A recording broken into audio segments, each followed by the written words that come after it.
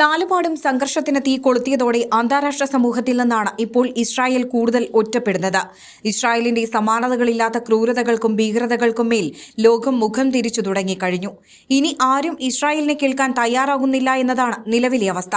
അതിന്റെ ഏറ്റവും വലിയ ഉദാഹരണമായിരുന്നു ലോകവേദിയിൽ തനിക്ക് മുന്നിലെ ഒഴിഞ്ഞ കസേരകളുമായി സംവദിക്കേണ്ടി വന്ന ഇസ്രായേൽ പ്രധാനമന്ത്രി ബെഞ്ചമിൻ നെതന്യാഹുവിന്റെ ചിത്രം. UN ജനറൽ അസംബ്ലിയുടെ പ്രസംഗപീഠത്തിൽ നെതന്യാഹു ഉയർത്തിക്കാട്ടിയ രണ്ട് മാപ്പുകളിൽ ഒന്ന് മിഡിൽ ഈസ്റ്റിലേതായിരുന്നു. ഇറാൻ, ഇറാഖ്, സിറിയ, യമൻ എന്നീ രാജ്യങ്ങളെ ശാപമായാണ് ഇസ്രായേൽ അതിൽ രേഖപ്പെടുത്തിയിരുന്നത്. പച്ചനിറത്തിൽ Egypt, Sudan, Saudi Arabia, India ഉൾപ്പെടെയുള്ള രാജ്യങ്ങളെ അനുഗ്രഹമായും തനിക്കെതിരെ ആളിക്കത്തുന്ന പ്രതിഷേധ ചൂടിനിടയിലും UN-ൽ നെതന്യാഹു ആക്രോശിച്ചത് സർവനാശത്തിനാണ്. സ്വേച്ഛാധിപത്യത്തിന്റെയും ഭീകരതയുടെയും ഇരുണ്ട യുഗത്തിലേക്ക് ലോകരാജ്യങ്ങളെ തള്ളിവിടാൻ തന്നെയാണ് ഇസ്രായേൽ കച്ചകെട്ടിയിരിക്കുന്നത്. അതിനിടെ ബെയ്റൂട്ടിൽ ഇസ്രായേൽ വ്യോമാക്രമണം നടത്തിയ സ്ഥലത്ത് നിന്ന് ഹിസ്ബുള്ള നേതാവ് സയ്യിദ് ഹസൻ നസ്രല്ലയുടെ മൃതദേഹം ഞായറാഴ്ച കണ്ടെടുത്തു.